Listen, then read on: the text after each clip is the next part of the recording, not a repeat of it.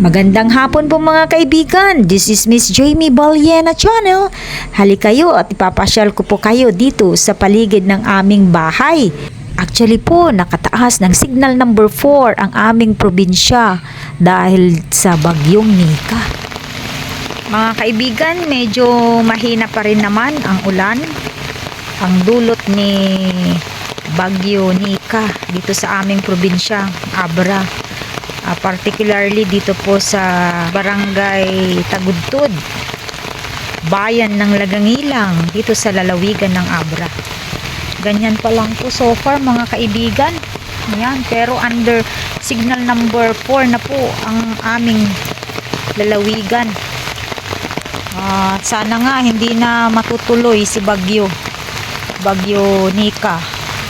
Pag matuloy yan mga kaibigan, itong tanim namin na kangkungan, itong mga kangkong dyan ay talagang mapupuno yan ng tubig.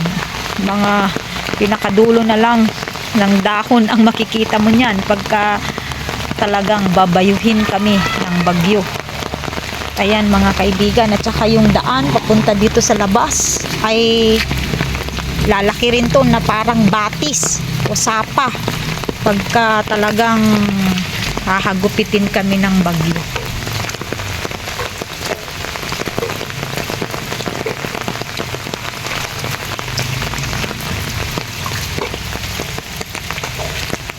Ayan si Imul, sumama sa akin sa pag-iikot dito sa aming labas ng bahay.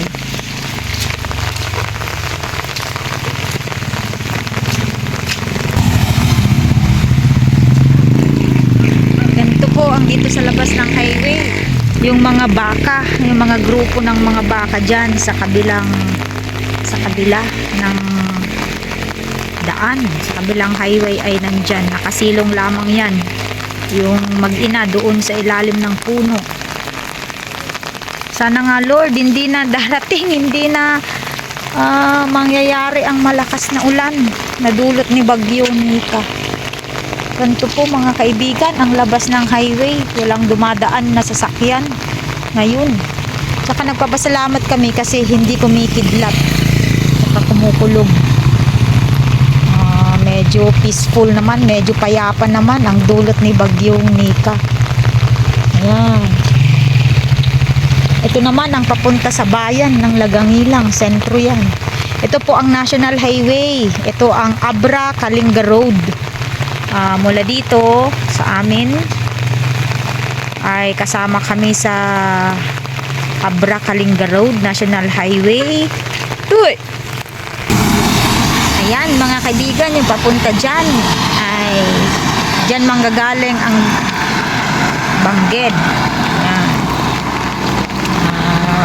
Kasama kami sa Abra Kalinga Road kung saan ang highway na ito ay papunta, pag binaybay mo yan, papunta na yan sa dulo ng Kalinga. Ayan, pasan mo na yung Kalinga, mapupuntahan mo na ang Kalinga. Ito yung isa sa mga pinakamagandang nagawa ng national government, yung nabuksan ng daan ng Abra papuntang Kalinga, kasi mga 5 hours na lang ang biyahe dyan pagka tinuntun mo yan ng daan. Ito naman yung papunta dyan sa amin sa looban. Yan mga kapatid, medyo gusto ko lang ipakita na ngayon 1 o'clock in the afternoon, 1 o'clock ngayong hapon, medyo payapa naman so far ang bagyo.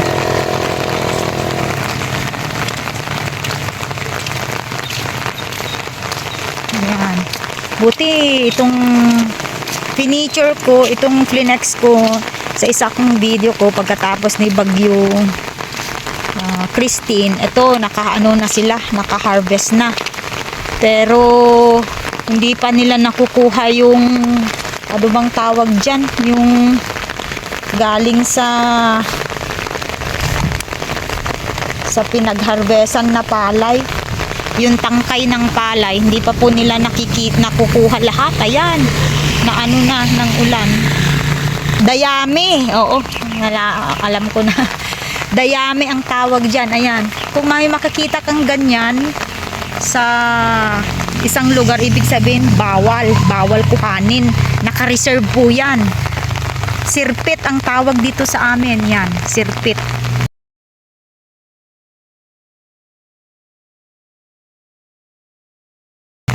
Pag may nakakakita kang ganyan, bawal, ibig sabihin, palatandaan na bawal kuhanin ang dayami. Kasi siguro may nakahingi na ito. Yan, ang dayami mga kaibigan. Ang pagkain ng mga kalabaw o kaya baka. Ayan, dayami. Iniimbak yan ng mga may alagang hayop. Tapos ipinapakain pagka drought, pagtigang. Ayan, pag tag-init. Yan, kasi ang mga damuhan pag tag-init dito mga kaibigan ay talagang matutuyot iyon. Matutuyot sila. Mawawala itong mga yan. Yung mga sumuusbong na mga damo na yan, mawawala yan. Matutuyot yan.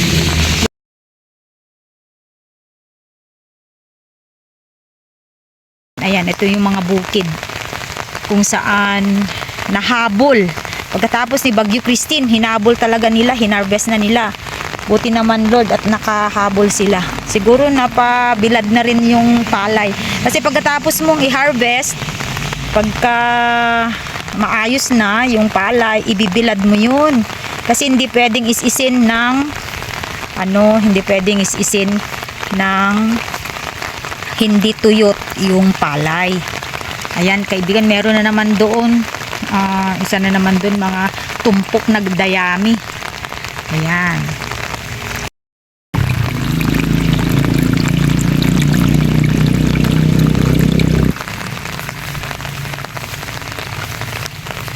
Ito mga kaibigan, ito yung lupain ng kamag-anak namin. Naka-harvest naman siya bago pumasok ang isa na namang bagyong Sinika. Ito, binabaybay ko ang kahabaan ng bukid na ito dito sa Pilapil.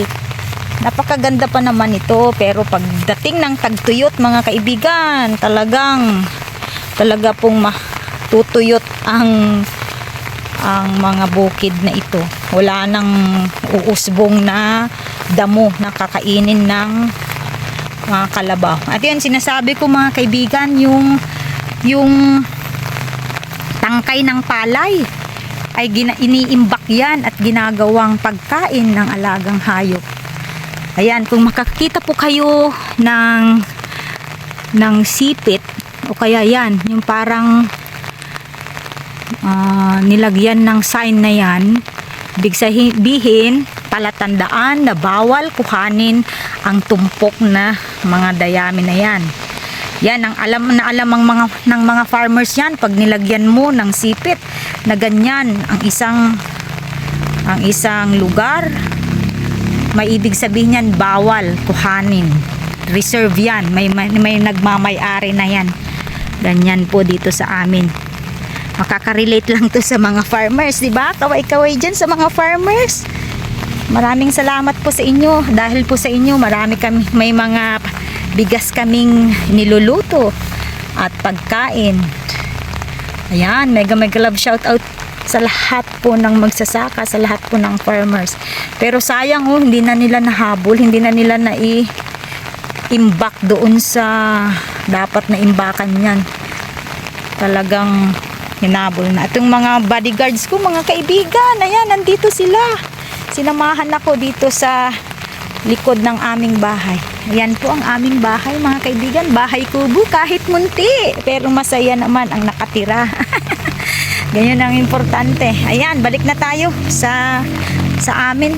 Pinakita ko lamang at 1 o'clock in the afternoon of November 11, 2024 na sabi under signal number 4 ang aming lalawigan ay salamat sa Panginoon. Ganito lamang ang binibigay niyang ulan. Ayan.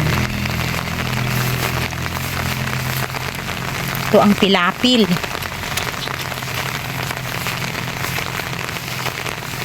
Ayan, may mga bisukol naman dyan, oh. Yung iba yan, mga kaibigan, inuulam. Inuulam nila. Pwede naman yan, kaso maliliit. Ayan, oh, mga bisukol. Ayan, ang malaki. Maliliit pa naman ang mga bisukol. Yan. Malinis yan, mga kaibigan, kasi wala namang pollution dito sa amin. Walang factory. Purely bukid.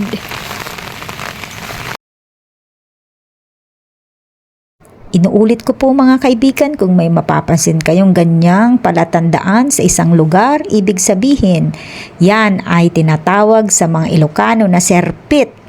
Ang maibig sabihin, bawal, maipinagbabawal sa isang lugar na kagaya nito, ang dayami. Ayan, kasi may naka-reserve na yan, may nagmamay-ari na. Ayan, mga kapatid, ang serpit.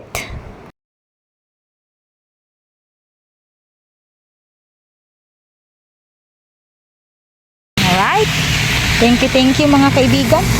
Ganito lamang po ang aming probinsya. Simple lamang pero masaya, masayang manirahan. Alright, basta bawal magkasakit, yun lang. Maraming salamat. Stay safe everyone. Goodbye. Sa mga hindi pa po nakapag-subscribe ng aking channel, please subscribe. You may also share or comment down below kung saan po ang lugar nyo para alam ko naman kung saan nakarating ang video na ito. Alright, thank you so much. This is Miss Jamie Balyena channel. Thank you so much. Stay safe everyone. Goodbye.